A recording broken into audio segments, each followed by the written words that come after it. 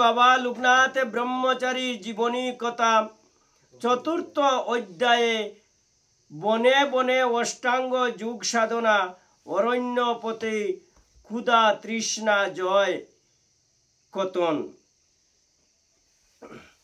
যুগ সাধনা কল্পে কালীঘাটের থেকে এগিয়ে গঙ্গা পেরিয়ে পশ্চিম দিকে বর্তমান হাওড়া জেলার তৎকালীন অরণ্য পথে এগিয়ে যেতে লাগলেন আচার্য ভগবান গাঙ্গুলি, লোকনাথ ও বেণীমাধব। পথে কোনো বসতি নেই, দেখা গেল না কোনো লোকালয় যেখান থেকে ভিক্ষা গ্রহণ করা যেতে পারে। অবিরাম পথ চলা, চারিদিকে জঙ্গল আর জঙ্গল। কেবল শোনা যায় কখনো কখনো পশুর ডাক। পথশ্রমে ক্লান্ত দুই বালক সন্ন্যাসী ক্রমেই ক্ষুধা তৃষ্ণায় কাতর হয়ে পড়লেন। এই গহন বনে খাদ্য ও পানীয় জল পাওয়ার কোনো সম্ভাবনা নজরে এলো না। আচার্য ভগবান গাঙ্গুলি বালক শিষ্যদের কাতর অবস্থা দেখে ঈশ্বরের কাছে আকুল প্রার্থনা জানাতে লাগিলেন। বালকদের ক্ষুধা তৃষ্ণা দূর করার জন্য বনে চলতে চলতে হঠাৎ এক সন্ন্যাসী আবির্ভূত হয়ে আচার্য দেবকে বলিলেন, তোমরা ক্ষুধা তৃষ্ণায় কাতর, আমি তোমাদের এই দানা দিচ্ছি। এই দানা গ্রহণ করিলে তোমাদের ক্ষুধা তৃষ্ণা দূর হয়ে যাবে। আচার্যদেব ওই গহন বনে আকর্ষিকে সন্ন্যাসী দর্শনে ও তার দানা প্রদানে হতচকিত হয়ে গেলেন। সন্ন্যাসী দানা প্রদান করেই অদৃশ্য হয়ে গেলেন। আচার্যদেব তার বালক শিষ্যদের নিয়ে দুটি করে দানা মুখে দিলেন। কি আশ্চর্য! দানা মুখে দিতেই মুহূর্তের মধ্যে তাদের ক্লান্তি ক্ষুধা তৃষ্ণা সব দূর হয়ে গেল। কি আশ্চর্য ক্ষমতা সেই দানার! বলা বাহুল্য যে সন্ন্যাসী এই দানা দিয়ে অদৃশ্য হয়ে গিয়েছিলেন তিনি নিশ্চয়ই কোনো উচ্চ মার্গের যোগী অথবা দিব্য পুরুষ। এই দানা নিশ্চিতভাবে কোনো দ্রব্য বস্তু, যার সেবনে মুহূর্ত মধ্যে ক্ষুধা তৃষ্ণা পথ শ্রম সব দূর হয়ে গিয়ে শরীরে নূতন উদ্যমের সৃষ্টি করে। দানা সেবনন্তে তিনজন নূতন করে শক্তি পায় এবং আবার এগিয়ে যেতে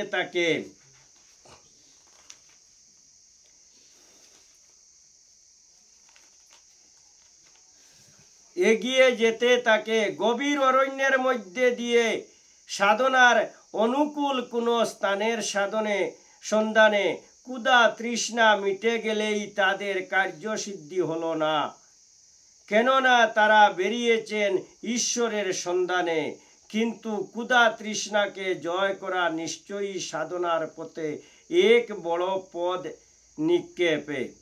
এখন তাদের আকুলতা কেবলই ঈশ্বরের জন্য, দেহের প্রয়োজন মেটাবার জন্য নয়।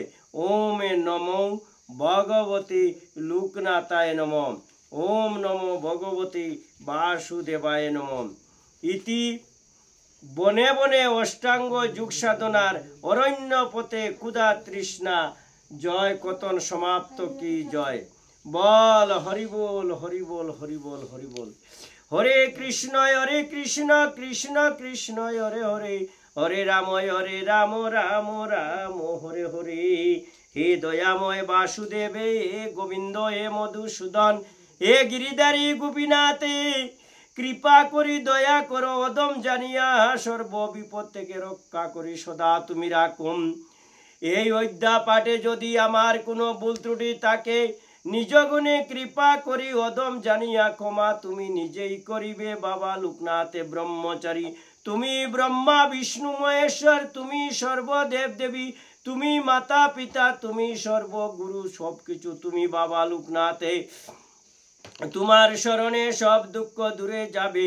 হে দর্শবৃন্দ, আমি আপনাদের কাছে এই প্রার্থনা করছি, এই অধ্যাপাঠে যে লোকনাথে বাবার কথা যে আমি পাঠ করিতেছি, ক্ষুধা তৃষ্ণার জন্য তিনি বনে বনে জঙ্গলে যখন যেখানে ঘুরে বেড়াচ্ছেন, সেই ক্ষুধা তৃষ্ণায় তিনি এই অধ্যাতে তিনি বলেছেন যে আমি আমার শরীরের জন্য কোনো কিছু করি নাই, সেই ক্ষুধা তৃষ্ণার দিকে আমার কোনো লক্ষ্য নাই। আমি এসেছি তপস্যা করার জন্য, ঈশ্বরকে পাওয়ার সন্ধানে। তাই আমার শরীরের প্রতি আমার কোনো লক্ষ্য নাই। তাই ভগবান নিজেই সন্ন্যাসী রূপে এসে তাদেরকে দানা দান করেছিলেন। আর সেই দানা গ্রহণ করে যখন ভক্ষণ করেছেন, তাদের ক্ষুধা তৃষ্ণা পরিশ্রম সব কিছু দূরে সরে গিয়েছেন। আপনারা এই অধ্যাপাঠ শুনে যদি আপনাদের ভালো লাগে, দয়া করি আপনারা এই জয় বাবা লোকনাথে বলে একটু লাইক করে দিয়ে দিবেন এই চ্যানেলে। এবং রনে বনে জলে জঙ্গলে যখন যেখানে বিপদে পড়ে বাবার কথা স্মরণ করিবেন, বাবা বিপদ থেকে রক্ষা করিবেন। সদাই লোকনাথে বাবার নাম স্মরণ করিবেন। এই সংসারে যেন সম্পূর্ণ বিশ্ব জুড়ে বাবা লোকনাথের নাম যেন এই চ্যানেলে চড়ে যায়।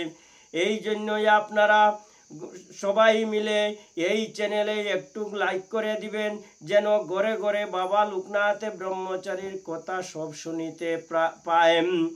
এই চ্যানেলে প্রতিদিন লোকনাথ বাবার কথা সম্বন্ধে শুনতে পারবেন। আগামী কল্য আচার্য কর্তৃক ঈশ্বরকে পূজার ব্যাকুলতার পরামর্শ সম্বন্ধে আলোচনা হবে। আপনারা লক্ষ্য করিবেন এই চ্যানেলে শুনতে পাবেন। জয় গুরু লোকনাথ ব্রহ্মচারী কি জয়। লোকনাথম ব্রহ্মচারী যুগেশ্বর মহাত্ম, রোগ সুখ দুঃখ তাপবৈশ্চ শান্তি প্রদাকরম নমো নমো। ওমে নম ভগবতে লোকনাথায় নমো।